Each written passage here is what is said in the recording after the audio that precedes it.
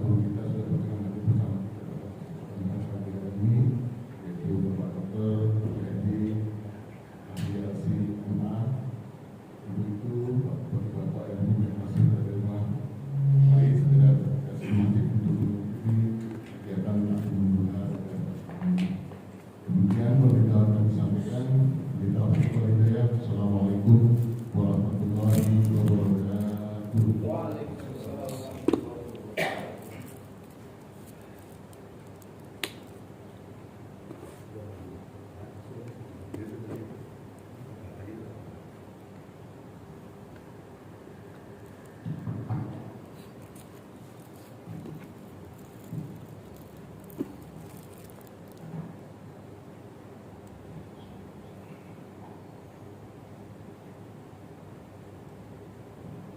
Assalamualaikum warahmatullahi wabarakatuh.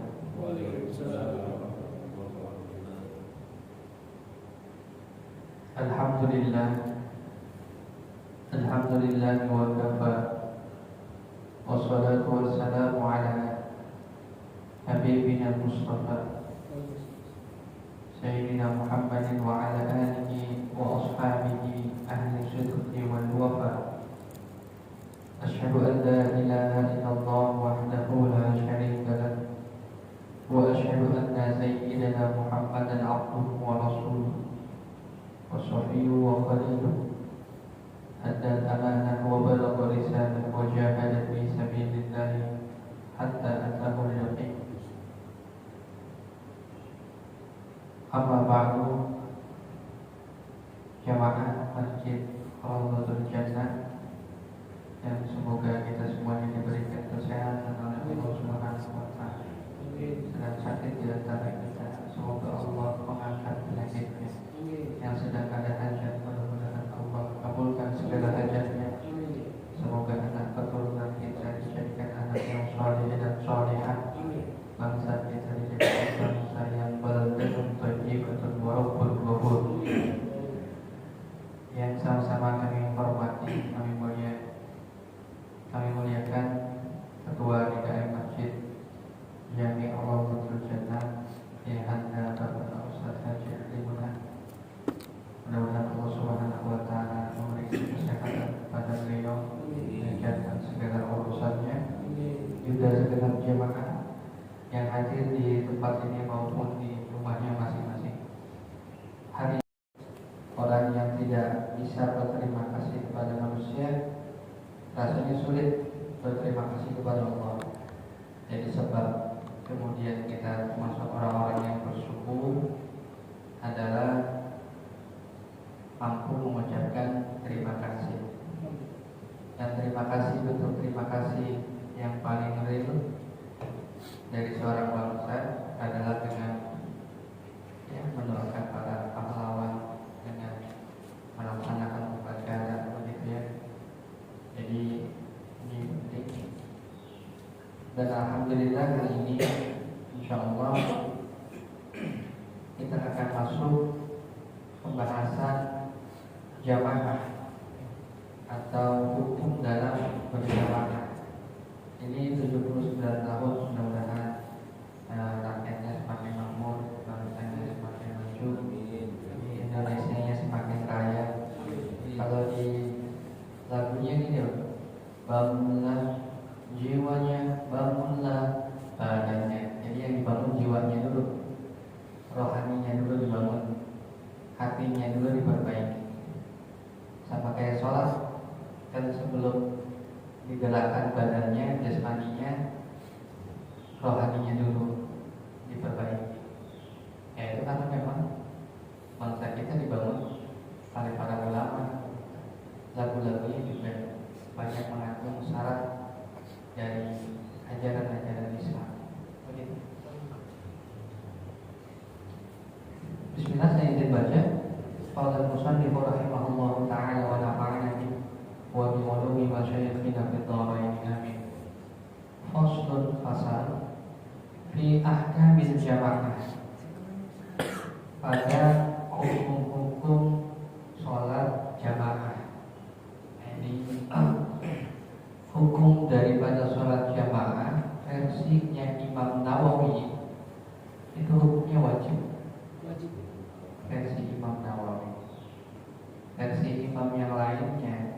disebut dengan sunnah. Jadi kalau dianggap kemudian wajib meninggalkan jamaah dosa. Tapi kalau sunnahnya tingkatnya sunnah muakkadah, sunnah yang sangat ditekankan, paling utama yang mesti diprioritaskan. Karena kalau dianggap sunnah biasa-biasa saja, nanti gak ada yang ke masjid kosong Pak. Makanya hukumnya sunnah muakkadah, paling rendahnya.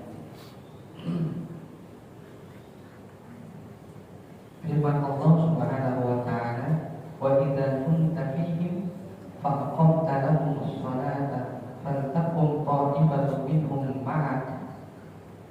Dan jika kunta kamu bersama di antara mereka,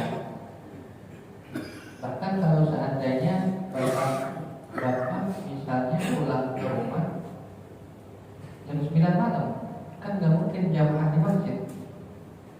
Nah, jam 9 malam kalau bisa kemudian mengajak yang punya istri, ajak istrinya, yang punya anak, ajak anaknya, dia di rumah juga bisa jamaah. Begitu ya.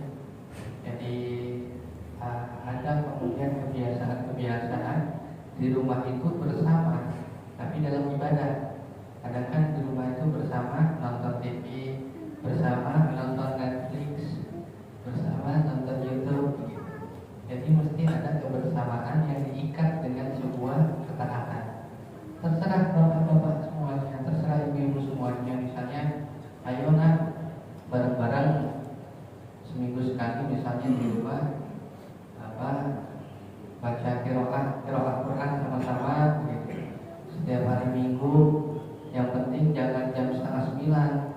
Kalau hari Minggu 8:30 ada kajian sama Ustaz Fahmi, misalnya soleh atau ada wakil atau malam Minggu, ya dibuat seperti itu biar mengeratkan semakin erat di antara keluarga. Itu nilai-nilai jamaah itu seperti itu. Kata Nabi Muhammad, sholatul jama'ati afdalu min sholatil fardhi, yakni al-munfarid bi 27 darajah. Sholat jamaah itu lebih utama ketimbang sholat sendirian dengan ketinggian derajat 27 kali lipat.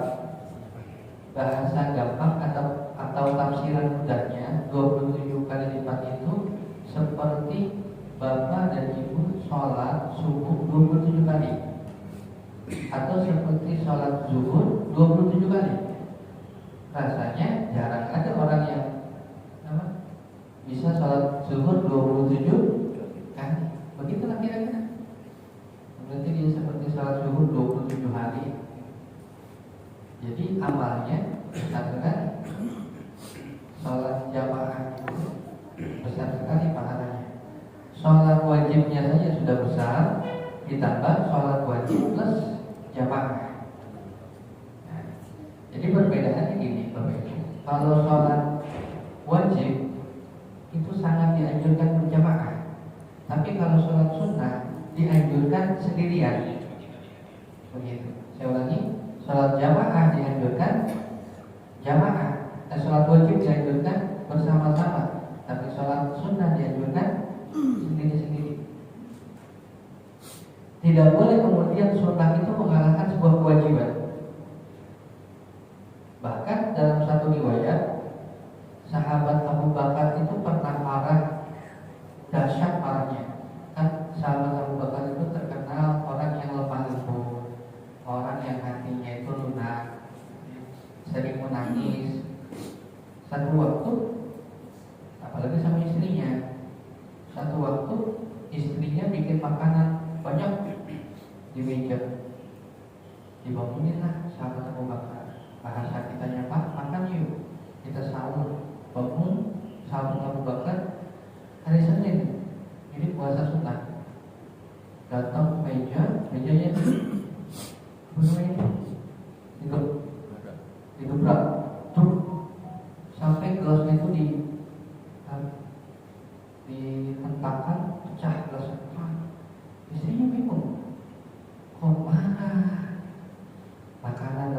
dari biasanya harusnya senang, ini kok parah. Kata sahabat Abu Bakar, kenapa kamu masak banyak-banyak?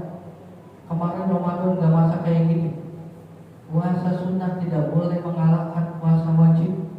Kalau puasa Ramadan, bahasa kitanya, kalau puasa Ramadan kemarin makannya indomie telur, kalau sunnah indomie aja gak boleh pakai telur. Nah, lebih gitu. Jadi sampai sedemikian rupa. Maka di dalam sholat itu dan ibu, tahiyat awal itu kan termasuk sunnah, tahiyat akhir itu wajib. Tahiyat awal tidak boleh lebih lama daripada tahiyat akhir. Makanya di tahiyat awal cuma sampai sholawat saja. At-tahiyatul mubarakatuh sholawatu thayyibatu lillah. Assalamu alayka ayyuhan nabiy wa rahmatullahi wa barakatuh. Assalamu alayna wa ala ibadillahi sholihin. Allahumma sholli ala Muhammad. Tak berhenti. Boleh diterusin. Kalau diterusin, nanti tahiyat akhir yang merupakan sebuah rukun kalah. Begitu ya. Maka di dalam sholat wajib harus mesti berdiri, setuju ya? Rukunnya berdiri. Sholat sunnah boleh duduk. Supaya apa? Supaya sunnah itu tidak boleh mengalahkan sesuatu yang wajib. Itu penting. Kalau bicara tentang pendapatnya Imam Ghazali itu Pak, ini kita bicara tentang ini ya, puasa. Kalau puasa itu dari pagi udah kepikiran, aduh enaknya buka pakai apa, tanpa mikirnya kolak, itu udah batal tuh. Versi Imam Ghazali. Kebayang-bayang, kan dia niat pengen ngebatalin. Baik, kita kembali ke pembahasan.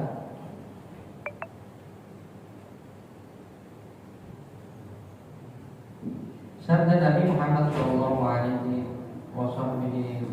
tadi sudah dalam kitab Ihya karangan Imam Ghazali dinukil oleh Sulaiman. Imam Sulaiman bilang ini, la yaqutu ahada sholat al-jamaah illa bidzanbin irtakabahu. Orang itu dia nggak sholat jamaah bisa jadi terindikasi melakukan satu dosa.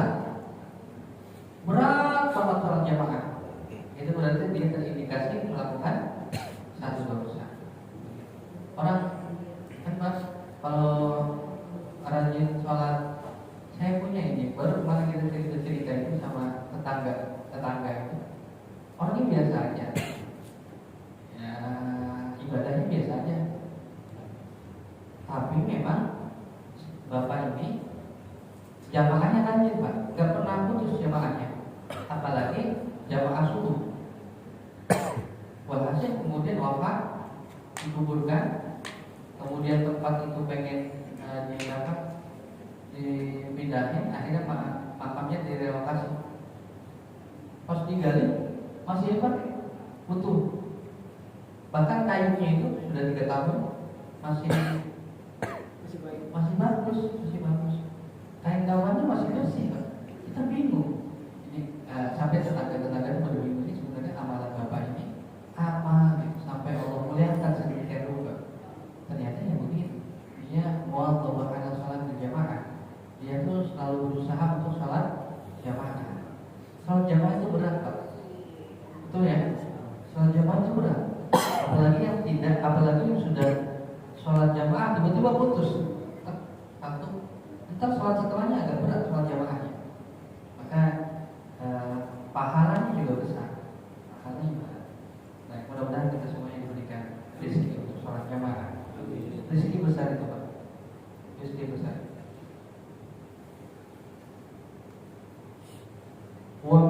Dan salah satu khususnya atau keistimewaan umat Nabi Muhammad adalah sholat jamaah. Sholat di umat-umat sebelumnya tidak ada yang tidak sholat jamaah. Apa kemudian kapan disyariatkan? Disyariatkan ketika Lailatul Isra Mi'raj. Jadi Isra Mi'raj bukan hanya sholat saja, tapi sholat jamaah. Nabi jadi imam, makmumnya malaikat Jibril. Jadi berjamaah. Kemudian turun salat zuhur, Nabi berjamaah dengan Sayyidah Khadijah. Hanya walaupun di rumah, misalnya ya tadi yang sudah kita sampaikan, pulang agak malam ya boleh berjamaah dengan istrinya. Kalau istrinya lagi ketepatan belum sholat.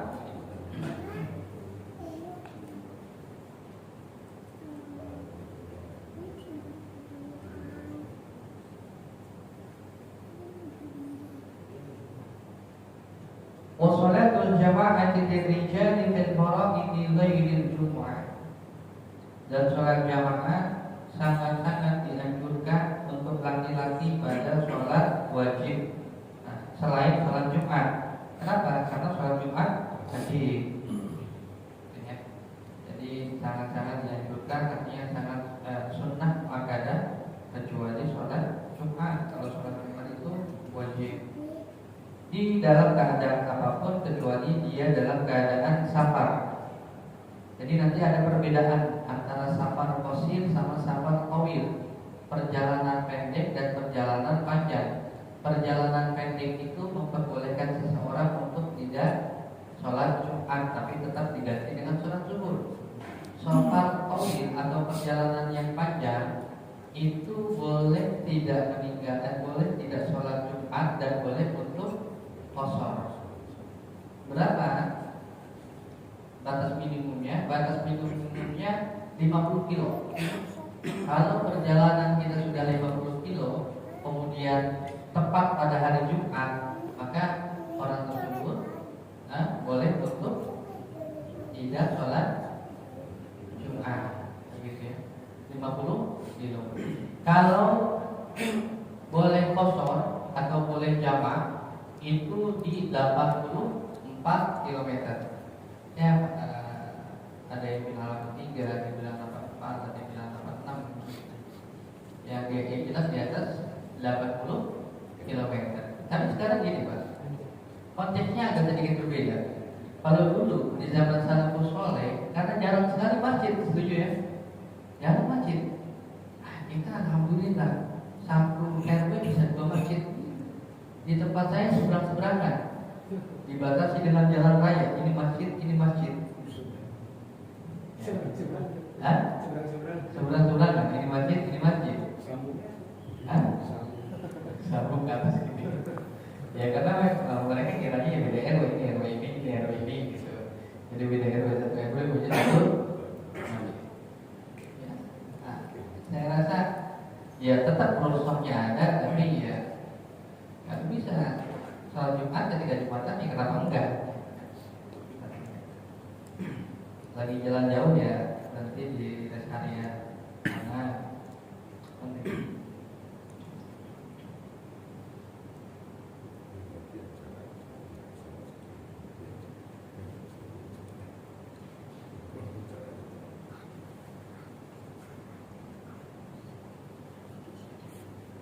Sunnah muakkadah hukumnya.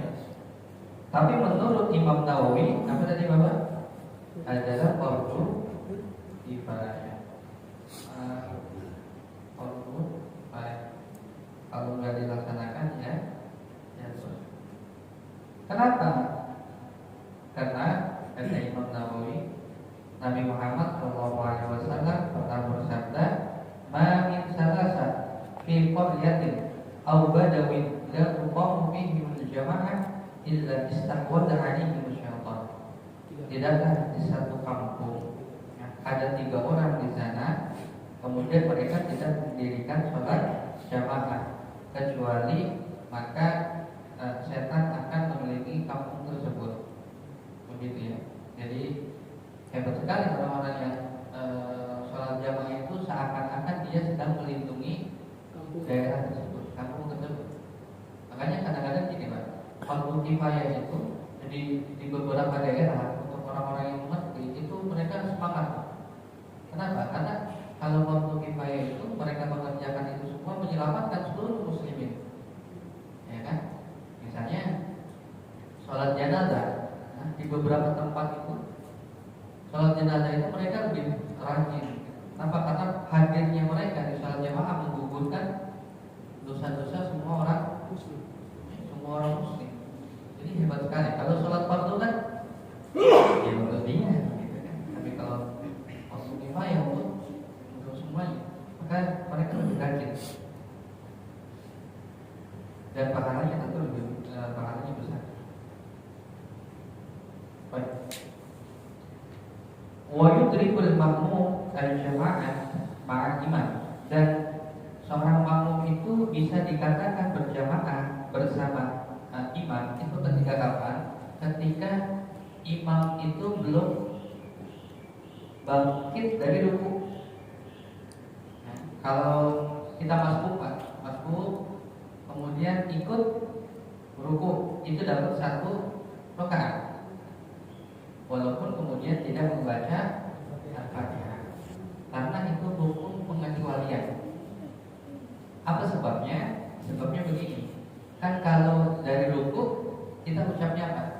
Sami Allahu liman hamidah. Allah mendengar bagi siapa saja orang yang memujinya. Karena ketika lagi sholat jamaah, Rasulullah SAW di depan, dilihat Abu Bakar kok nggak ada. Karena sahabat yang paling disayangi Rasulullah itu satu Abu Bakar, yang nomor 2 Umar ada, Utsman ada, Ali ada, Abu Bakar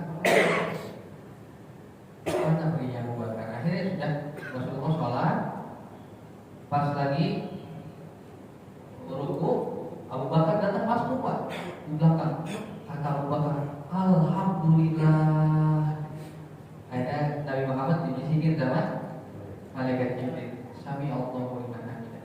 Allah mendengar siapa saja orang yang memuji. Artinya Allah mendengar pujian sahabat Abu Bakar. Dari situlah kemudian disyariatkan bacaan Sami Allahu liman hamidah plus dia dapat ruku, berarti dia dapat bagian sholat jamaah. Itu kisah dibalik Sami Allahu liman hamidah. Ikut selesai. Sahabat Abu Bakar itu sahabat yang keren sekali Bapak Ibu. Beliau itu cintanya hebat sekali sama Nabi Muhammad. Pernah satu waktu Nabi Muhammad sabdanya begini, tidaklah dikatakan mereka orang-orang yang beriman sayang kepadaku, kata Nabi Muhammad, kecuali dia menginfakkan semua hartanya di jalan Allah. Menginfakkan sebagian hartanya di jalan Allah. Sebagian harta. Abu Bakar pernah satu waktu, sahabat Abu Bakar pernah satu waktu lagi selonjoran lah di rumahnya. Tiba-tiba ada pengemis datang minta sesuatu.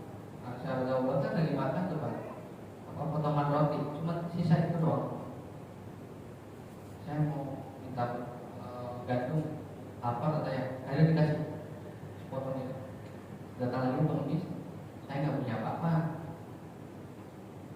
mau minta sesuatu dong. Kamu kan Abu Bakar, kamu kan sahabat Nabi, ya udah kan saya ambilin perabotan. Dia itu perabotan Pak, perabotan sahabat Abu Bakar, hingga tidak tersisa apapun kecuali pakaian yang digunakan oleh sahabat Abu Bakar. Datang lagi kemudian pengemis ketiga, saya mau minta sesuatu dari kamu, kamu kan sahabatnya Nabi Muhammad. Udah nggak punya apa-apa lagi saya. Tadi ada orang pertama minta roti, saya kasih roti. Perabotan habis tuh, perabotan di rumah saya. Apa kata pengemis itu baju masih ada tuh, baju yang dipakai satu-satunya baju yang dipakai sama sahabat Abu Bakar. Waduh, ini baju cuma satu, aduh pelit sekali. Artinya sahabat Nabi Muhammad.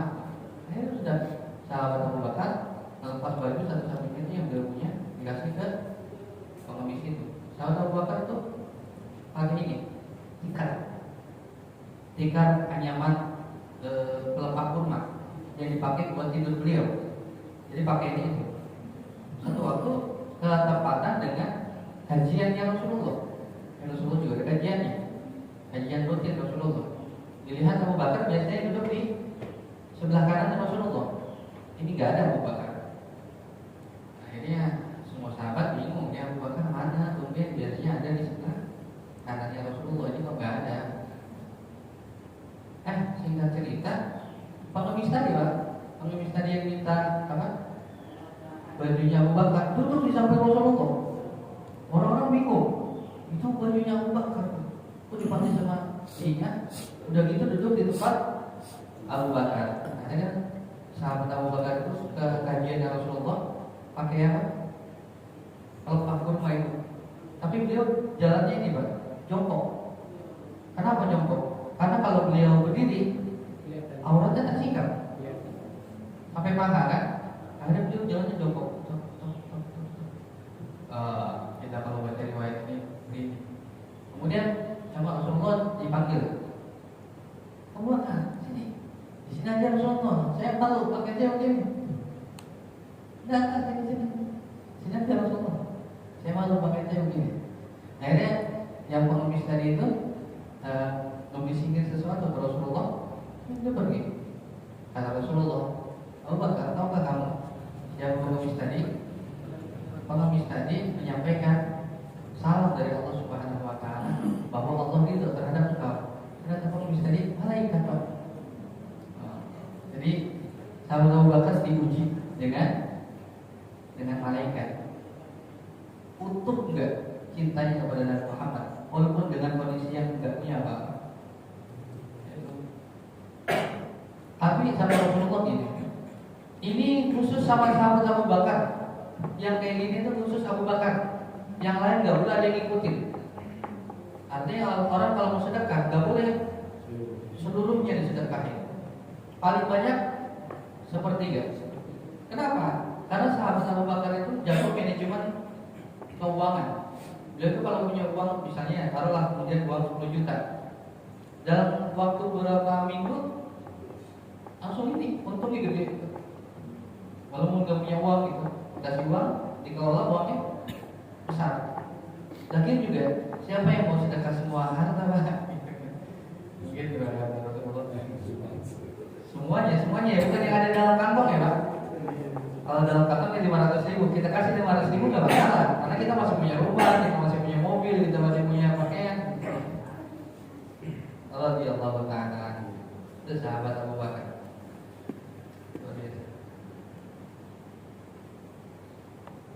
Yang siapa sahabat yang rela dipatok apa? Kalau jengking ketika berdua sama Rasulullah itu dibuat bunyi sampai ditudaki sampai Rasulullah kemudian ini sahabat Abu Bakar. Baik. Wa yudrikul makmum al-jama'ah ma'al imam fi ghairil jum'ah ma lam yusallim at-taslimatul ula. Selain sholat Jumat maka dia tetap dapat pahala Jumat, pahala fardu pahala sholat jamaah selama imam belum salam kanan dan salam kiri. Datang apakah imam masih tahiyat, dia tetap dapat pahala sholat jamaah. Dan kalau sholat jamaah pernah ya kita berikan informasi ke jamaah bahwa yang dihitung adalah pahala jamaah itu yang dihitung adalah softnya, bukan kanan atau kiri, bukan kiri. Kadang saya mau pilih yang kanan dulu, saya mau misalnya mau dekat AC di sebelah kiri, tengahnya kosong. Itu soal kedua, dua-duanya nggak dapat pahala jamaah. Sholatnya sah, tapi nggak dapat pahala jamaah. Yang dihitung itu pahalanya 1, 2, 3, 4, 5 dan seterusnya. 1 dapat unta, 2 dapat sapi, 3 dapat kambing, 4 dapat ayam, 5 dapat telur ayam, 6 puyuh, telur puyuh. Enggak ya, sampai 5 doang. Begitu. Jadi yang diisi tengah dulu, gimana? Tengah dulu, baru setelah itu kanan, kiri, kanan, kiri, kanan, kiri. Yang punya anak di pojok, yang bawa anak seharusnya di pojok supaya anaknya yang belum disunat, yang belum disunat bawanya di pojok supaya tidak memutus jamaah. Kalau anaknya sudah SD, kalau ada TPQ di belakang, tapi ada bapak-bapak yang lihatin supaya si anak nggak bercanda, nggak ribut. Tapi tetap aja jangan sampai kemudian itu ya anak-anak di masjid dimarahi. Jangan biarin aja. Terakhir mereka mainnya di mana? Jalan, main petasan. Ya, jadi anak-anak tuh cinta sama masjid.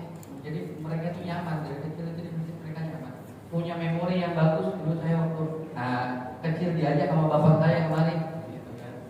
Punya memori yang bagus. Baik.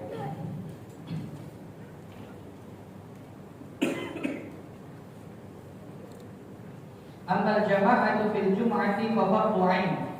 Adapun salat jamaah pada hari Jumat hukumnya fardhu 'ain.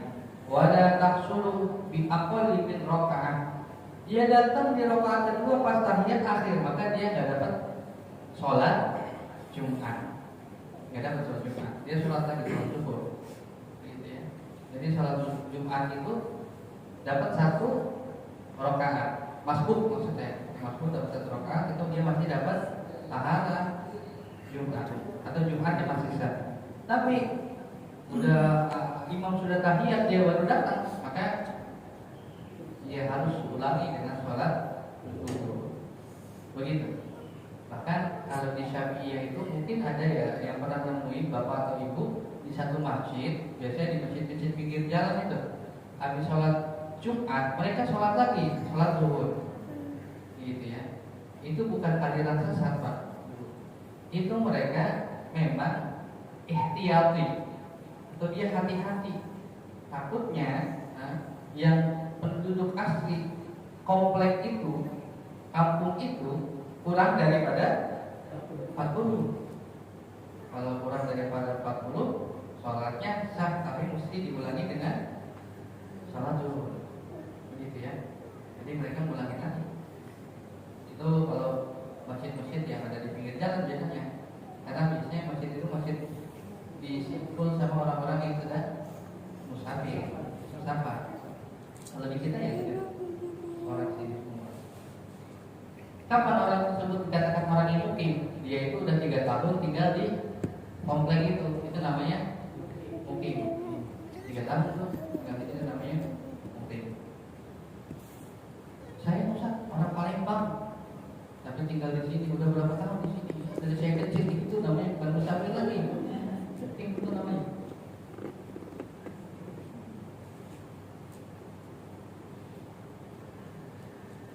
Wajibu 'alal makmumi an yaqwiyal ihtimam. Wajib bagi makmum itu niat menjadi makmum. Awil iqtida'a bil imam, atau mengikuti sang imam.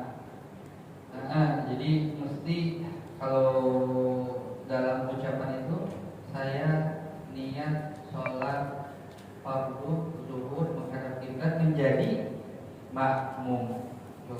Jadi makmumnya itu harus dihadirkan. Supaya apa? Supaya takutnya ada bacaan-bacaan yang tidak bisa baca sudah di-cover oleh imam. Kan kalau sholat sendiri ya harus baca, Pak. Kalau sholatnya berjamaah, bacaannya di-cover sama imam. Kecuali bacaan Al-Fatihah. Al-Fatihah makmum dan imam. Imam Syafi'i apa? Wajib membaca Al-Fatihah baik makmum maupun imam. Kalau versinya Imam Malik, bacaan yang makmum di-cover oleh imam. Jadi kalau makmum nggak baca apa-apa, ya nggak masalah, karena sudah dibaca oleh imam. Nah, ya kalau bisa dibaca. Kapan bacanya? Sering sekali saya ulangi bacanya adalah ketika walad dhalin amin. Itu ada jeda, kita baca Fatihah. Dan harus diucapkan. Ini juga sering saya ulangi. Sholat itu harus diucapkan karena pilihan sholat itu cuma 2. Kalau nggak jahat, kalau nggak sir. Jahat itu dikencangkan, sir itu dipelankan. Jadi tidak ada yang ketiga, yaitu dibaca di dalam hati. Nah Ustaz, bacanya kalau baca sholat anak lebih suka di dalam hati. Nggak ada itu ceritanya. Di hati itu lebih khusyuk, nggak ada. Jadi kalau ada orang sholat bacaannya dalam hati, maka sholatnya saya katakan tidak sah. Karena kita belajar fikih 4 mazhab. Kita cari di 4 mazhab itu enggak sah. Enggak ada yang menyelamatkan orang sholat bacaannya di dalam hati. Baca dalam hati itu gini, enggak ngapa-ngapain gitu. Itu namanya baca di dalam hati. Tidak ada. Maka mesti diucapkan alhamdulillah. Minimal kedengaran sama telinganya. Waktunya jahat, waktunya sir, walaupun sholat sendirian. Pulang kerja jam 9 malam, sholat isya, waktunya jahat, walaupun sholat sendirian. Allahu Akbar, Bismillahirrahmanirrahim di kamar misalnya. Alhamdulillahirabbil alamin, Arrahmanirrahim, itu tetap jahat. Buat ibu-ibu atau wanita, kalau yang ada di sekitarnya itu semuanya mahram, ya, bukan muhrim. Kalau muhrim orang yang sedang ihram. Kalau mahram artinya adalah orang yang haram untuk dinikahi. Siapa itu mahram? Ya anak, ya adik, ya kakak, itu mahram. Kalau di hadapan mahram boleh dijaharkan. Kalau di hadapan ajanib ada tamu, jangan dijaharkan.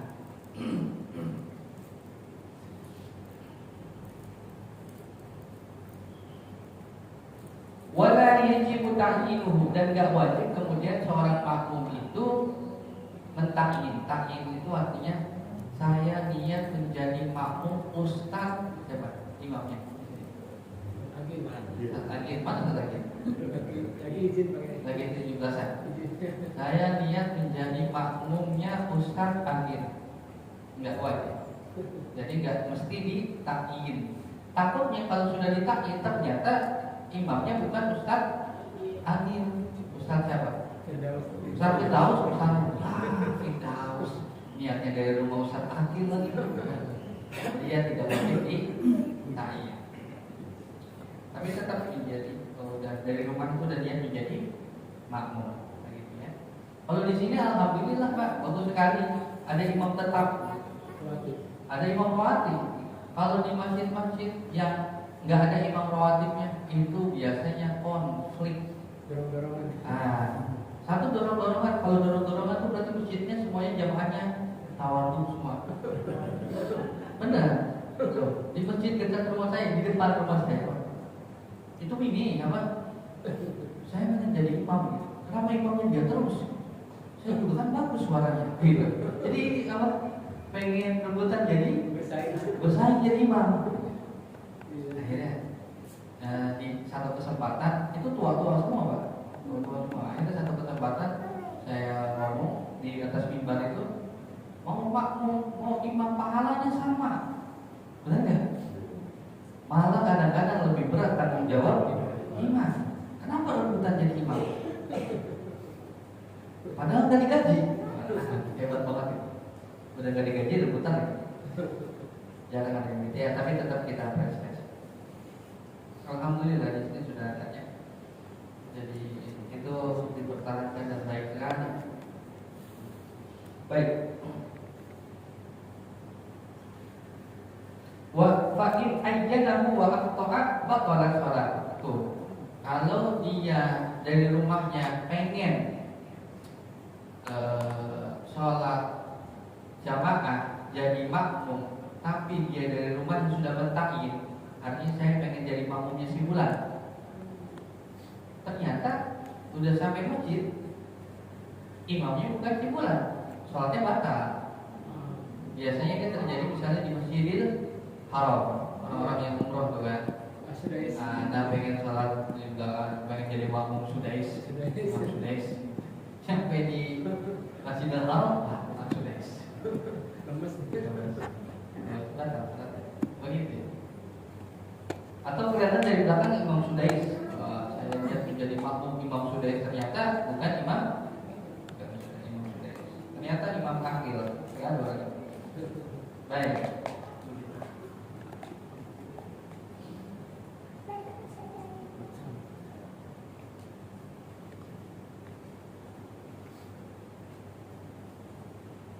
Sampai sini ada yang mau ditanyakan sebelum saya lanjut?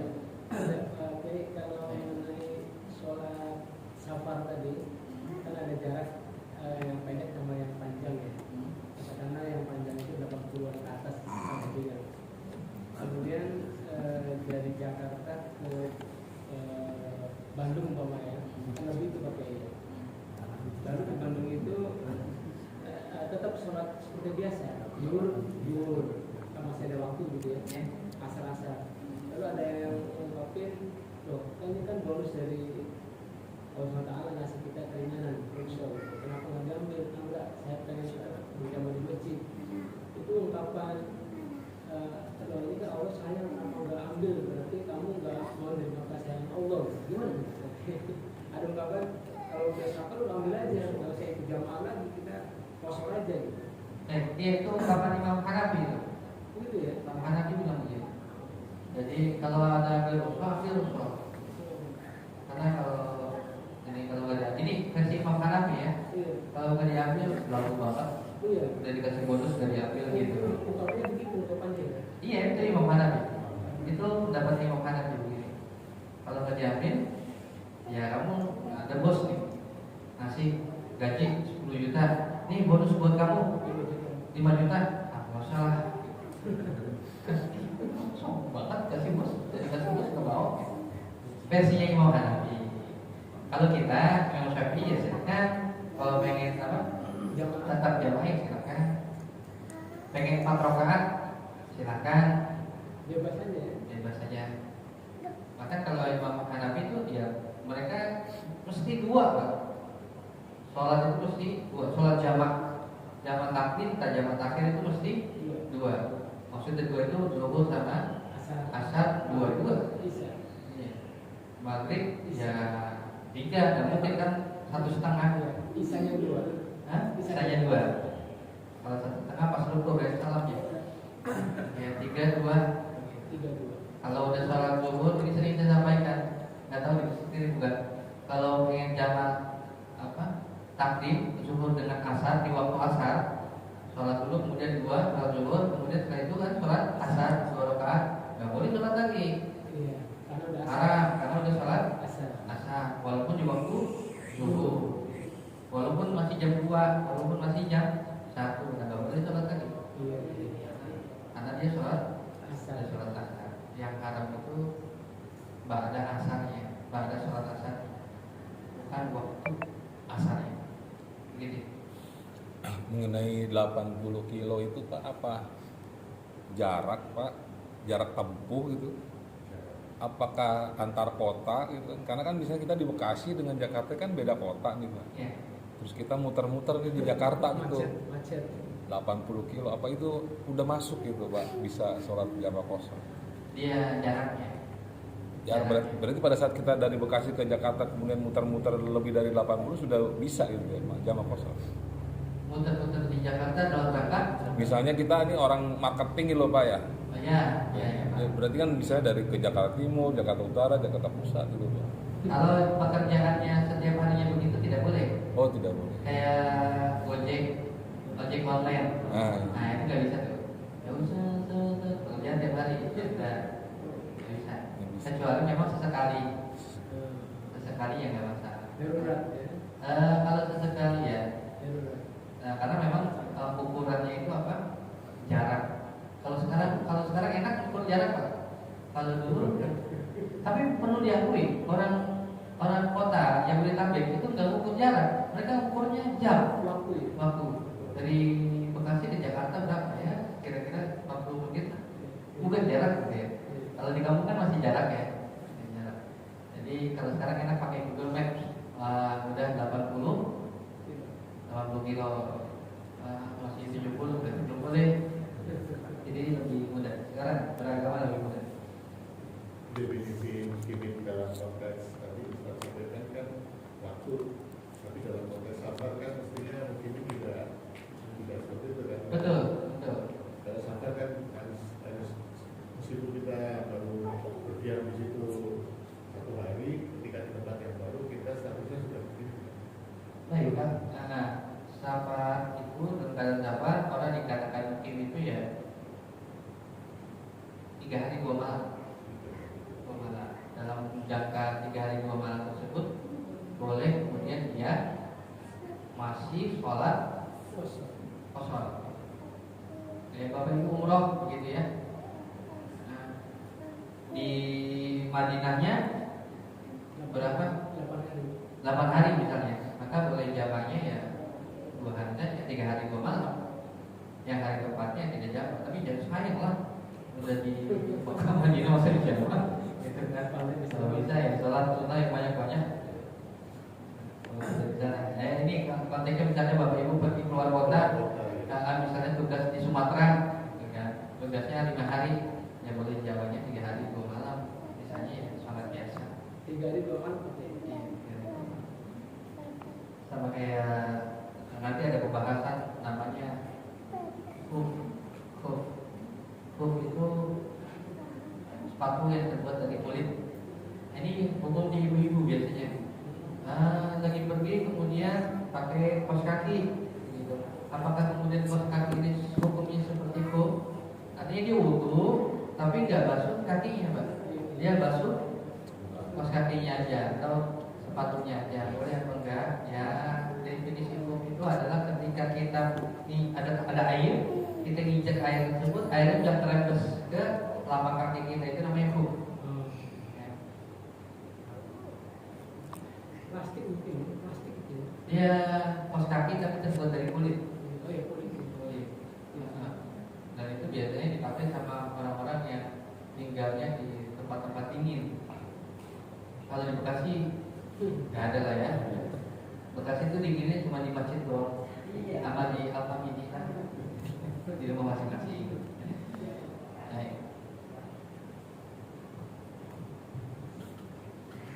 ada lagi yang mau ditanyakan? Ibu-ibu, tanya silakan. Kalau ada, kita lanjut. Baik, lanjut dulu ya. Wala tasih hukum buat rajulin bimra'ah, dan tidak sah kemudian seorang laki-laki bermakmum kepada seorang perempuan. Ya. Ada satu lagi namanya khunsa. Khunsa itu adalah hemofrodit. Kalau ada kitab menerjemahkan khunsa itu berarti itu salah terjemah, itu salah translate, transliterasinya salah, kurang apa namanya, kurang detail. Karena hemofrodit itu adalah anak yang lahir dengan kelamin ganda. Ada. Cowok cewek ya? Iya, cowok cewek. Dia lahir dengan kelamin ganda. Bukan banci, bukan bencong. Kalau bencong itu laki-laki kan. Jadi saya kan bangsa apa sih? Kamu laki-laki bener ya? Jadi ya tabiatnya laki-laki. Wafat itu bukan seperti laki-laki. Ganti kelamin. Laki-laki pindah ke perempuan, pindah lagi ke laki-laki, pindah lagi ke perempuan. Misalnya, maka penguburannya penguburan laki-laki. Ya kayak misalnya nanti dikafaninya bagaimana, seterusnya. Yang lurus ya, ya seperti penguburan karena dia lahir dalam keadaan seorang laki-laki.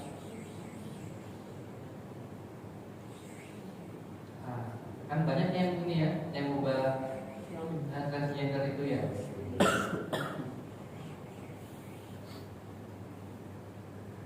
Kalau sholat gimana Ustaz? Dia di jalan-jalan laki-laki atau perempuan kalau transgender? Bingung juga ya. Ini kalau cenggolan aja kita bakal nggak? Nanti ada hukum lagi namanya ada laki-laki yang bisa menimbulkan syahwat. Itu nanti ada. Itu kalau kita senggolan, dia laki-laki Pak, tapi ternyata dia transgender. Kita senggolan sama dia, kemudian bisa menimbulkan syahwat, maka batal. Nah, gitu ya. Jadi batalnya bukan karena dia beda jenis kelamin, tapi karena dia itu sudah dibahas lama sekali. Padahal dulu gak ada istilahnya transgender. Tapi kita fikih klasik membahas itu semua, itu yang disebut dengan fikih iftirati, fikih masa depan. Jadi para ulama itu udah mikirin dulu abad berapa? Abad 600 Masehi. Sekarang udah berapa? 2000. Itu udah mikir ke depannya gimana gitu. Kayak misalnya apa? Kawin silang atau hybrid. Hybrid itu sekarang terkenalnya sama mobil gitu. Hybrid itu dulu kan terkenalnya sama kawin silang. Itu sudah dibahas tuh. Kan sekarang banyak rekayasa genetika. Misalnya anjing dinikahkan dengan kuda, ada sih. Terus anjing dinikahkan dengan kucing, ya macam-macam. Jadinya apa? Anjing sama kucing, anjing gitu ya. Anjing tapi bukan kucing. Itu bagaimana hukumnya? Itu hukumnya ya haram, karena anak itu tergantung bapaknya.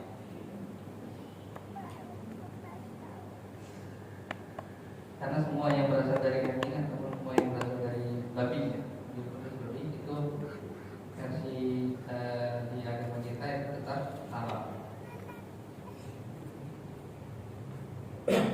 Apa sih yang buat puas martabak yang terbuat dari bulu babi.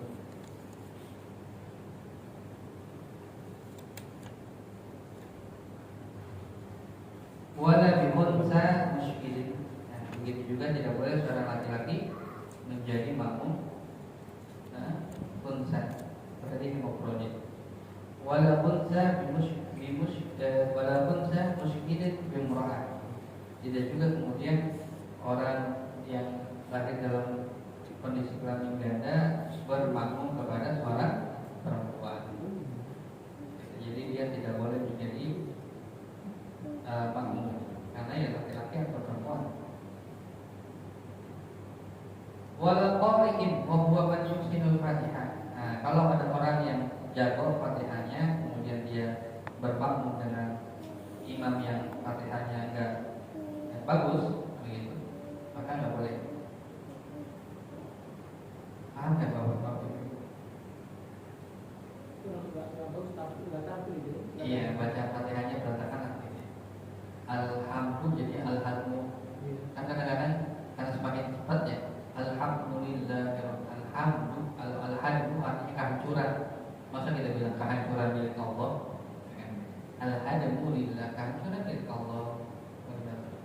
Alhamdulillah. Begitu. Jadi ada lahan jadi ada kesalahan fatal di dalam bacaan Al-Fatihah, nanti tidak boleh kita pelajari. Salah satunya itu. Maka baca Fatihah harus minimal di bacaan Fatihahnya. Wala yasihu ibtida'uhu bi ummiyin, dan tidak sah menjadi makmum orang yang tidak bisa baca Quran. Wa huwa man yukhillu bi harfin aw tashdidatin. Nah, dia itu yang tidak bisa baca Quran maksudnya adalah dia tidak fasih membaca Al-Fatihah. Dibaca tasdid tapi tasdidnya tidak ada alhamdulillahirabbil alamin. Setelah ba ada tasdidnya rabbil alamin. Ar-Rahman ada tasdid, Ar-Rahman, Ar-Rahim. Jadi ada tasdid. Minimal di Fatihah. Tapi kalau tidak mengubah makna, lam yadun, tidak masalah. Ya, tidak masalah. Yang mengubah makna itu ya itu tadi alamin, ain. Kalau ain itu kan Tuhan semesta alam. Ini pernah saya sampaikan. Kalau pakai alif Tuhan alam itu sakit, Pak. Ya. Tuhan yang orang-orang tersakiti. Ada yang bilang ngalamin Pakai ain, bukan pakai hamzah ya. Nah, ya ngalamin ya itu dia supaya bedain antara alamin dengan ain. Mungkin susah jadi ngalamin. Orang Jawa Iya, ya itu sebenarnya enggak. Secara hukum takdir mungkin kurang tepat, tapi secara usaha dia supaya membedakan antara alif dengan ain itu patut diapresiasi. Betul.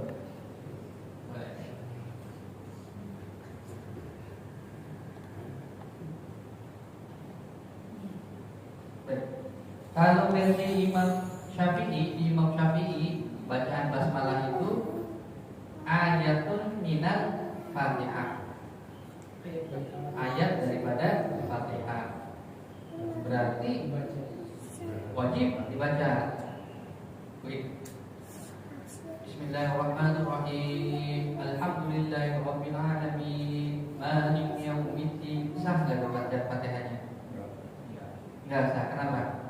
Karena ada yang kurang. Apa itu? Maliki Yaumiddin. Sama seperti orang baca Fatihah Alhamdulillahi Rabbil Alamin. Versi Imam Syafi'i nggak sah. Kenapa? Karena Bismillah nggak ada. Kalau di Imam Syafi'i, Bapak baca Quran, ada 3 Quran ya? Di samping Pak, coba tolong buka Pak. Di samping. Mushaf, mana aja? Buka surat Al-Fatihah. Coba Al-Fatihah buka.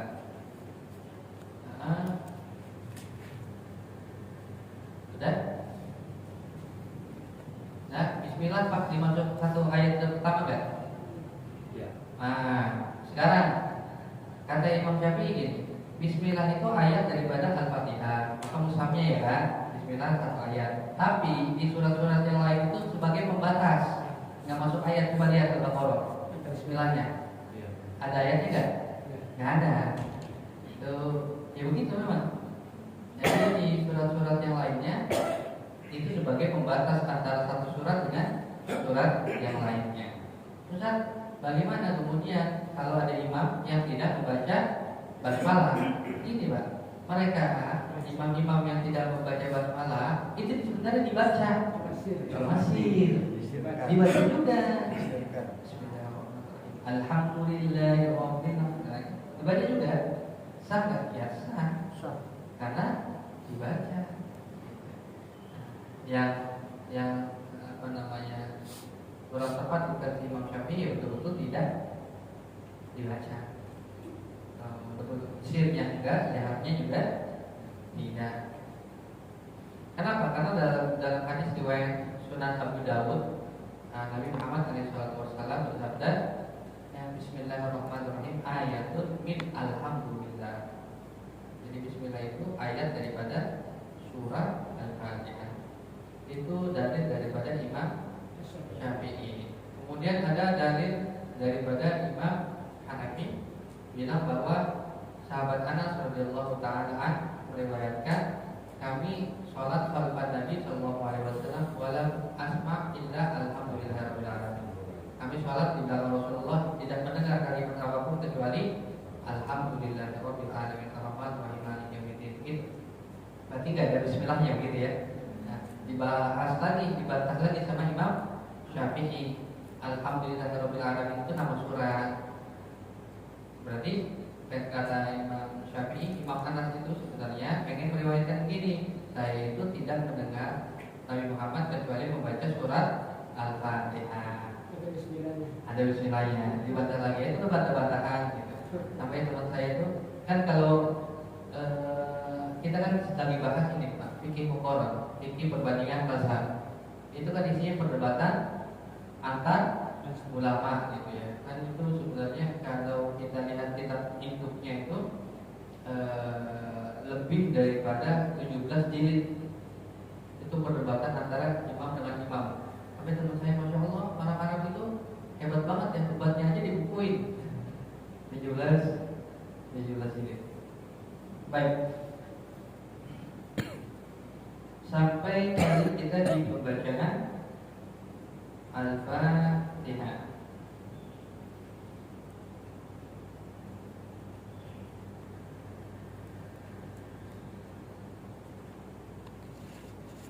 Baik, selanjutnya syurutul qudwah, syarat menjadi makmum.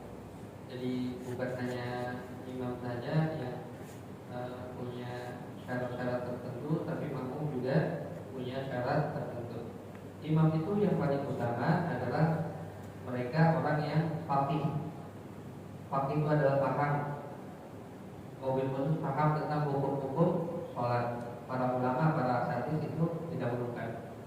Yang kedua adalah hafiz, orang yang hafal Al-Quran. Itu nomor 2. Jadi nomor 1 adalah orang yang faqih. Dua adalah hafiz, begitu. Kemudian faqihnya tidak ada, hafiznya juga tidak ada. Yang ketiga adalah orang yang bagus bacaan Fatihah. Kemudian selanjutnya adalah orang yang paling dulu masuk Islam. Paling dulu masuk Islam. Kemudian selanjutnya adalah orang yang lebih tua. Selanjutnya adalah ini sudah orang yang lebih tua. Tapi semuanya kalah dengan Shahibul Bait, Tuan rumahnya. tuan rumah. Gitu ya. Ini kalah semuanya dengan tuan rumah. Kalau di sini kan ya sudah mempersilahkan imam rawatib untuk menjadi imam tetap. Nah, bapak main ke rumah teman, gitu. Ya, semuanya itu dalam puasa Shahibul Bait, kecuali Shahibul Bait Menyerahkan. ya mempersilahkan bapak.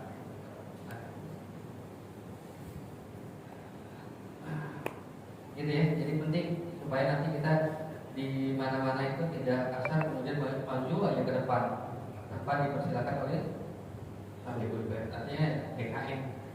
Siapa tahu DKM punya imam rawatibnya masing-masing, betul kan? Nah, beda cerita misalnya sholat di masjid-masjid mall atau masjid di stasiun dan seterusnya. Bapak-bapak yang sudah pernah tahsin Al-Fatihah maju pak, nggak malu. Sudah pernah tahsin Al-Fatihah maju. Kadang-kadang kan kalau di musola-musola yang di mall atau di mana, di stasiun atau di tempat-tempat umum yang menjadi imamnya bacaan Fatihahnya kurang bagus. Kita yang udah tahsin Fatihah maju PDR ke depan. Karena saya udah tahsin Al-Fatihah dengan cara sudah tahsin Al-Fatihah dan kemudian dibaca Al-Fatihah. Baik,